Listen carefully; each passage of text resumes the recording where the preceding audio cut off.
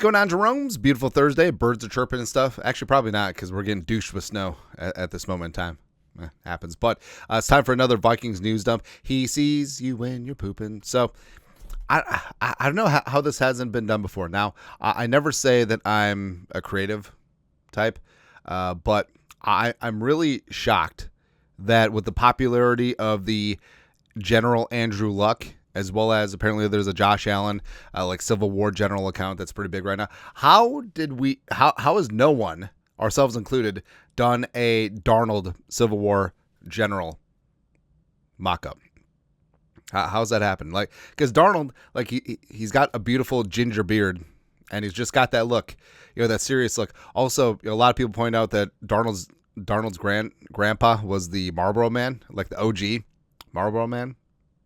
It's good. But dearest Prudence, it is your beloved Samuel calling from the front. The Battle of Antietam has been tough, and now we must go out to Seattle and destroy the birds, the effing birds.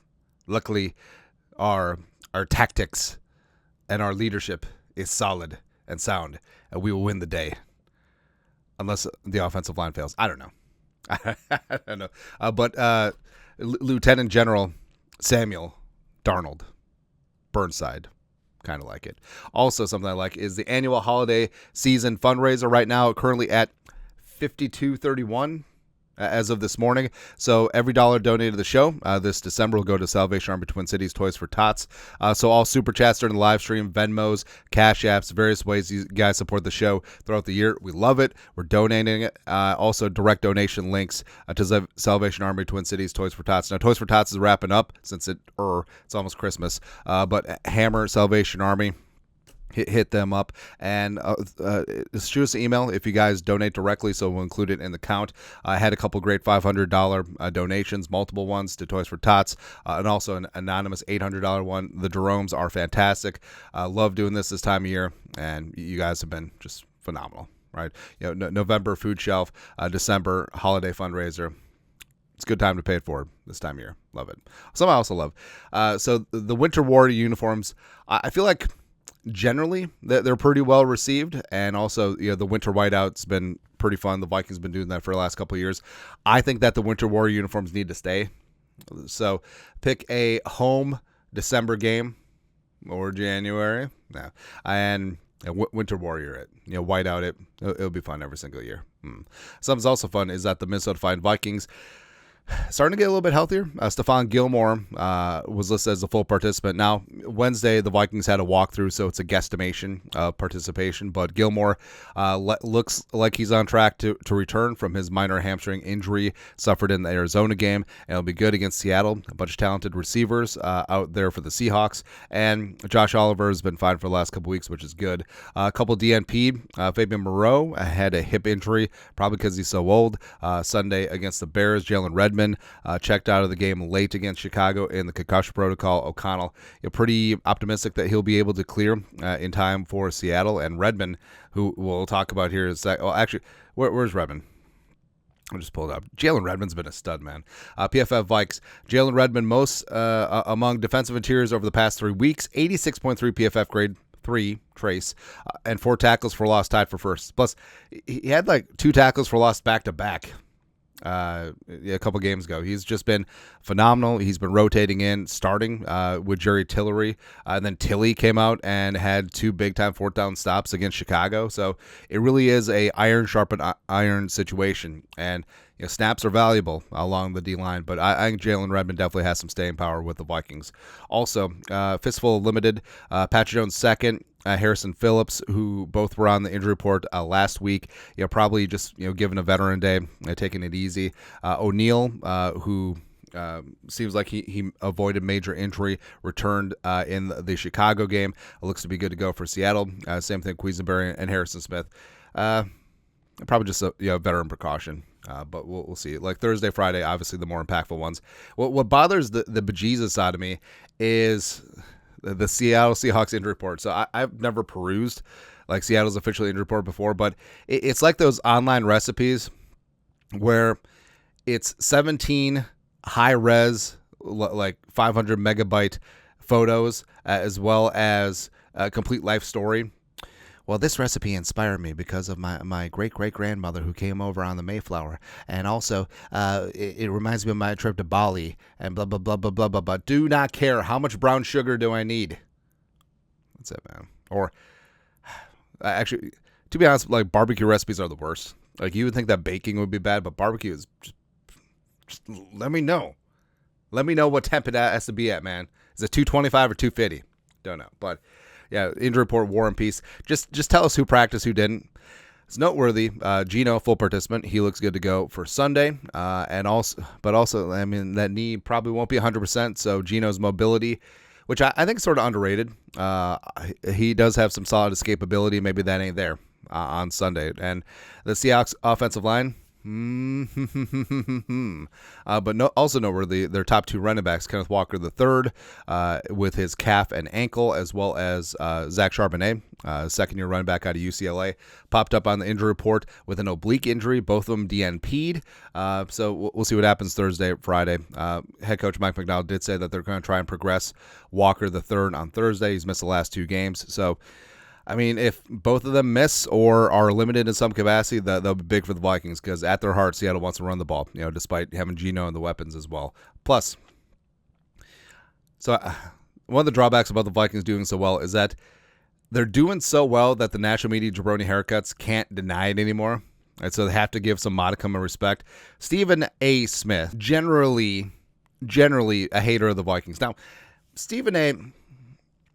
is getting paid like $30 million a year, by the way. Isn't that crazy? But Stephen A., obviously more basketball, more boxing type of a insider. And he gets paid so much that he has to spout opinions about every single sport, except you can tell he doesn't keep up with the NFL as much as the other sports, right? But he has to be loud. He has to take a position. And basically he just repeats tropes. Right, tired old tropes, and that's a problem with the national media right now. Is that everyone's spread too thin? No one has informed takes, and I honestly, that's one of the reasons why I don't want to toot my own horn. That's one of the reasons why like niched down, like fan-driven content is so consumable right now and popular right now because Stephen A. Smith, like I'm 1/10 of the broadcaster that he is, and. Like, I have no aspirations to be in his shoes. Paycheck wouldn't be so bad. Yeah. But I guarantee you I know just a little bit more about the Vikings than he does, right? And just a little bit more about football than he does, right? But, of course, like Joe 12-pack out in middle America, like, still takes his opinions from Stephen A. Smith. Oh, Stephen A. doesn't like the Vikings, so I don't like the Vikings. Yeah, it happens. But Stephen A. actually does like the Vikings, just a smidgen. So Stephen A.'s top 5 list, top 5 teams in the league: Bills, Eagles, Vikings, Lions, Chiefs. So I respect that he knocked the Chiefs down a peg or two. Yes, they have the best record in the NFL. Do they look like the dominant Chiefs of previous years? The teams that's won 3 out of the last 5 Super Bowls? No, they do not. But we also said this last year when the Chiefs came in as a 3 seed and then just decided to win the Super Bowl. Happens. The Bills look like a juggernaut right now because of Josh Allen. That defense, questionable.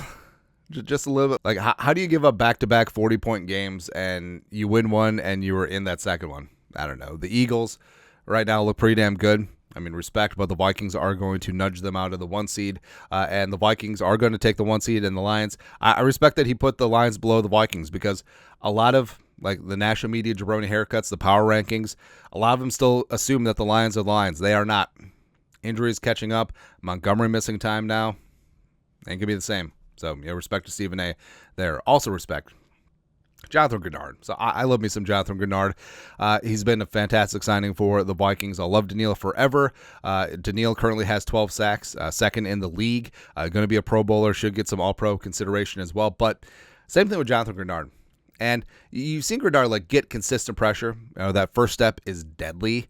And I actually think over these next 3 games, especially with the Lions banged up, the Packers just are going to give it away at home, and the Vikings on the road against Seattle, and that Seattle offensive line and Geno dinged up. I think Greenard could be in line for some nice. So right now, Jonathan Greenard is a sack and a half behind the leader, Trey Hendrickson, for the sack lead in 2024. I think that there could be a spot where Greenard gets like 3-4 in a game and then just completely takes us over. Would absolutely love to see it. He had a career high last year in Houston, 12.5. I think he's going to surpass that this year. Knocking down all the wood. I mean, 5'8" has been 100 for the Vikings. Also, someone else has been great for the Vikings. So remember in 2022, the Vikings last two finalists for the GM job were Ryan Poles and Kwesi Adofo-Mensah. Now Poles took the Bears job because I don't think he could handle the pressure of being the Vikings GM. And then, of course, as introductory press conference, we're going to take the NFC North and never give it back. Still waiting, buddy. But I forget who put this out. It might have been like NBC Sports Chicago or something like that. But the Chicago Bears timeline, just a timeline of misery and pain. January 25th, 2022, the Bears hired Ryan Poles. The next day, the Vikings hired Kwesi. All right, because it was coming down to the two of them. Poles was supposed to have another interview, but he took the Bears job because he chickened out, and then Kwesi took the Vikings job, and the rest is history. Then January 27th, 2022, the next day, they hired Matt Eberflus as head coach, which the IKEA toilet did not last long. Yeah. On February 16th, 2022, the Vikings hired Kevin O'Connell over Jim Harbaugh. And D'Amico Ryans and Jonathan Gannon and a bunch of other notable names that interviewed for this job because people wanted it. And Kevin O'Connell, 13-4, won the division his first year. Would have won the division and double-digit wins year two if Kurt didn't pop his Achilles. And then this year, 12-2, chance to win the division, chance to get the 1 seed. Sam Darnold playing the best ball of his career. So Kwesi, who's on a heater right now, and it's going to go down as the greatest offseason for a team in NFL history once McCarthy and Turner pan out, 100%. It's the greatest free agent class in NFL history. And just the huevos to take on dead cap and move on from Curtin to Neal and restock this roster, especially defense, completely revamp it, and it's pretty damn amazing, man. So, I mean, the Bears, what could have been, bro? Could have been. But, hey, I can't wait until they hire Zimmer as head coach. It's going to be great. Like, they're going to go all in, try and get Ben Johnson. They can't afford him. They're going to try and get Vrabel. Vrabel doesn't want to go there. It's going to be funny. Yeah. Also, I have no segue, but Darnold in a Browns uniform. So Browns fans, they're ready to move on from Deshaun. Like the contract, they're just going to eat it, and they're just going to cut him. And it's fine. And Darnold's not going to be cheap in open free agency. So that's certainly going to be interesting. But where is Darnold going to hang his shingle next year? Tennessee makes a lot of sense. Working with Brian Callahan, returning to the Jets. Nah, Giants could make sense, although I feel like the Giants and the Raiders will be all in on the top two quarterbacks, Cam Ward and Shedeur Sanders. Rams, if Stafford retires, sure. But either way, like there's going to be a bunch of suitors out there, and it's definitely going to drive up the price. And it's interesting. So Dan Orlovsky, he of the 11-yard end zones.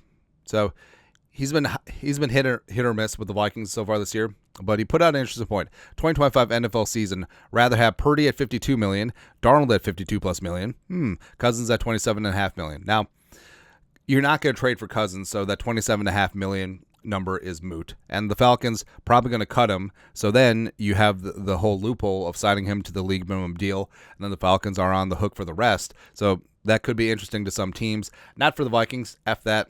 F everything. But it's interesting because Darnold at 52, that really is the going rate for quarterbacks. I mean, Purdy's probably going to get 60 if the Niners re-sign him. But I forgot who was it Brian Baldinger who was on a Niners radio show and said that if he had the choice that he would take Sam Darnold over Brock Purdy. I don't even see how that's controversial right now. Because yes, the 49ers have been ravaged by injuries, and I know that Purdy has this reputation for being a check down merchant who's just surrounded by the Avengers, right? But Darnold is playing much better football than Brock Purdy right now. And frankly, it's not even close. I think that you can make a very good case that last 5-6 weeks, ever since the Jacksonville game, basically, Darnold's been playing like a top 5 quarterback, and he might not be 5. Just call a spade a spade. Like right now, is Darnold playing better than Patrick Mahomes? Yes. Right now, is Darnold playing better than, I was going to say Dak Prescott, but that's a given. Jalen Hurts? Yes, obviously. Is he playing better than Josh Allen? No. but still, that's pretty good company to be in. But it's interesting because if you're San Francisco, do you just pay Purdy $60 million a year? No, I would not, because how often have the major contracts as of late panned out? $55 million for Jared Goff. No. $55 million a year for Trevor Lawrence. I don't know. But I don't know. If the market bears out that Darnold's going to get $50 million plus a year, Sam, it's been real. It's been fun. It's been real fun. Also, all of a sudden, that $41 million projected franchise tag for a quarterback in 2025 doesn't look too bad. But we'll cross that bridge when we get there. Also, speaking of crossing the bridge, Thursday Night Football put out 2024 MVP candidates, Josh Allen, Lamar Jackson. I think it's a two-player race right now. I think it's those two. Saquon. I mean, if Saquon breaks the single-season rushing record, even with the extra game, I think that you have to give him serious consideration. Here's what's interesting, too, on the graphic. So, all of the quarterbacks, they have listed passing yards. Not total yards, except for Jared Goff. Except this is obviously a typo because Jared Goff has 3,759 yards passing. He has like 60 rushing yards. So obviously it isn't added in. But it's interesting how everyone else has passing yards, but Jared Goff gets total yards. All right. If anything, you would say that Josh Allen, Lamar Jackson, much more mobile quarterbacks, should have the rushing yards put in there. But it's interesting. But yeah, Darnold. I think if the Vikings win the North, get the 1 seed, you have to consider Darnold for MVP. All right. You have to consider him. I don't think that he wins. I think that it goes to Allen or Lamar Jackson. But a top 3 finish in MVP voting, I mean, that's got to be pretty damn good. It's pretty damn amazing for slinging Sammy Darnold. Lastly, so yes, Justin Jefferson is leading MVP voting for receivers, but defensively, NFL put out there in terms of fan voting, outside linebacker leading the NFC. Oh, Andrew Van Ginkel. It's interesting because Jonathan Greenard is listed as defensive end, and AVG is outside linebacker. They need to streamline this process for interiors and edge. But other than that, I have no complaints. Cornerback-wise, Murph. I love it. Leading cornerbacks in interceptions. Number 1 fan vote getter in terms of cornerbacks. Murph should be voted to the Pro Bowl, except, yes, it won't play in the Pro Bowl because we're getting ready for the Super Bowl. And also, probably should get some All-Pro love. I don't know if he'll be named to a team, but he should get a couple votes, and that's an honor within itself. Same thing with AVG, same thing with Greenard, same thing with Cashman, frankly, same thing with Justin friggin' Jefferson. I love it. Same thing with Darnold, too. It's fantastic. That's it. Vikings Thursday news dump. Y'all are the best. You know what to do. Skull production value.